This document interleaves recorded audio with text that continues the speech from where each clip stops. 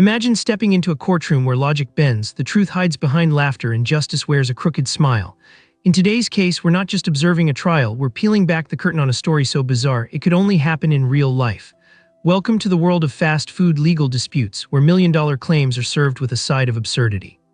Fast food, a staple of modern life, is not just about convenience and calorie counts. It's a multi-billion-dollar industry that often finds itself embroiled in legal battles over everything from product liability to trademark infringement.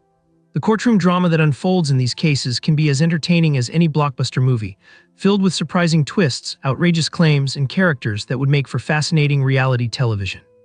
Let's start with a case that exemplifies the extraordinary lengths to which people will go when they believe they've been wronged by a fast food giant. Back in 2000, a woman named Stella Liebeck made headlines when she sued McDonald's after spilling hot coffee on herself. While many remember this case as a frivolous lawsuit, the truth is far more complex. Stella, a 79-year-old grandmother, purchased a cup of coffee from a drive-thru, intending to add cream and sugar. While parked in her grandson's car, she placed the cup between her legs to hold it steady. As she attempted to remove the lid, the coffee spilled, causing degree burns on her thighs and groin. What followed was a legal battle that would shock the nation. Stella's initial settlement request was a mere $20,000 to cover her medical expenses. However, McDonald's countered with an offer of just $800. With no agreement in sight, Stella took her case to court. During the trial, it was revealed that McDonald's served its coffee at temperatures between 180 and 190 degrees Fahrenheit, significantly hotter than the industry standard. The jury awarded Stella nearly $3 million in punitive damages, which was later reduced to $480,000.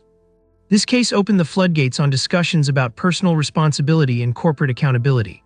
Was Stella a victim of her own carelessness, or was McDonald's negligence in serving dangerously hot coffee? The debate raged on, illustrating a critical tension in the legal system, the balance between individual responsibility and corporate responsibility. Fast forward to 2014, and we find ourselves in the midst of another fast food legal dispute that had everyone talking. This time, it involved a lawsuit against Taco Bell over their infamous beef. A California man claimed that the fast food chain's beef filling contained only 36% actual beef, with the rest being filled with additives, binders, and extenders. The lawsuit accused Taco Bell of misleading customers about the quality of their beef, which led to a significant public outcry. The case was not just about the actual percentage of meat, it was about the integrity of the brand and the trust consumers place in the companies they patronize. In the end, Taco Bell responded with a vigorous marketing campaign aimed at reinforcing their commitment to quality, stating that their beef was 100% USDA inspected. Yet the question remains, how do we define what's real food? As consumers become more conscious of their eating habits, the line between fast food and quality food continues to blur. Legal disputes like this highlight the challenges faced by fast food chains in maintaining consumer trust while also trying to keep prices low. Now let's take a sharp turn and dive into the world of trademarks.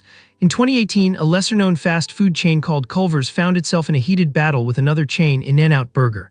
The dispute arose over the use of the slogan, "What's your beef?" by Culver's, which In-N-Out claimed infringed on their trademark rights. In-N-Out is known for its fierce protection of its brand, having successfully fought against other companies attempting to use similar branding tactics. The case quickly escalated, with both sides presenting evidence of consumer confusion and brand dilution. Ultimately, the court ruled in favor of In-N-Out, leading to a settlement that required Culver's to cease using the slogan. This case serves as a reminder that even the most innocuous phrases can spark legal disputes in the competitive world of fast food.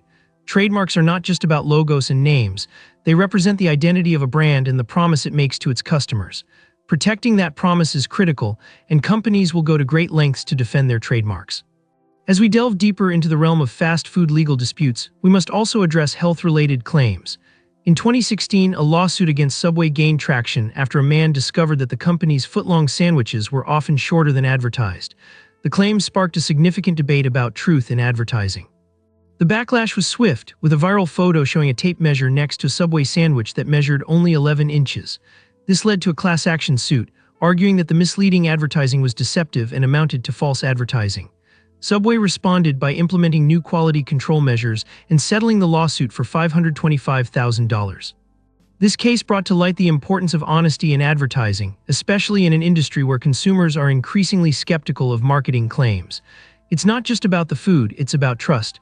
When a brand misrepresents its products, it risks losing its loyal customer base. As we navigate through these legal battles, we cannot overlook the impact of social media. In 2020, the fast food chain Wendy's found itself in hot water after a Twitter dispute with a customer who claimed to have found a rat in his chili. The incident quickly went viral, leading to a flurry of negative publicity. Wendy's took to social media to address the situation, asserting that the claim was false and that they had never served chili with rat meat. The company even offered a reward for the customer to prove his claims. Eventually, the customer was caught fabricating the story, and Wendy's reputation was restored, but the incident raised questions about how quickly misinformation can spread in the age of social media. This case illustrates the power of public perception in legal disputes. In today's world, a single tweet can ignite a firestorm of controversy, prompting companies to respond quickly and transparently. The intersection of fast food and social media has created a new landscape where public opinion can sway legal outcomes. Furthermore, we cannot forget the ongoing debate surrounding fast food labor practices. In 2021, a group of fast food workers filed a lawsuit against major chains like McDonald's, alleging wage theft and unsafe working conditions. The workers claimed that they were not paid for all hours worked and that their employers failed to provide adequate safety measures during the pandemic. This case highlights the ongoing struggles faced by fast food workers, many of whom work tirelessly for minimal pay. As the conversation around workers' rights continues to grow, fast food companies are increasingly finding themselves on the defensive in courtrooms across the country. In conclusion, fast food legal disputes are a fascinating blend of absurdity, corporate accountability, and consumer rights. From the infamous hot coffee case to trademark battles and health-related claims, the stories that emerge from these legal battles are often stranger than fiction. As we reflect on these cases, it becomes clear that the fast food industry is not just about burgers and fries. It's a complex web of legal, ethical, and social issues. The courtroom dramas that unfold serve as a reminder that behind every meal, there are stories of struggle, triumph, and occasionally a touch of humor. So the next time you pull into a drive-thru or bite into a burger, remember that there's a lot more at stake than just your meal. In the world of fast food, reality is indeed stranger than fiction.